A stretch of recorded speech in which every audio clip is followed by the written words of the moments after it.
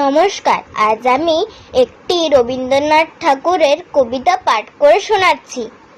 প্রশ্ন: মাগো আমায় ছুটি দিতে বল, সকাল থেকে পড়েছি যে মেলা। এখন আমি তোমার ঘরে বসে করব শুধু পড়া পড়া খেলা। তুমি বলছো দুপুর এখন সবে, না হয় যেন সত্যি হলো তাই। একদিনও কি দুপুর বেলা হলে বিকেল হলো মনে করতে নাই? আমি তো বেশ ভাবতে পারে মনে, সূর্যি ডুবে গেছে মাঠের শেষে। বাগদি বুড়ি চুবড়ি ভরে নিয়ে শাক তুলেছে পুকুর ধারে এসে।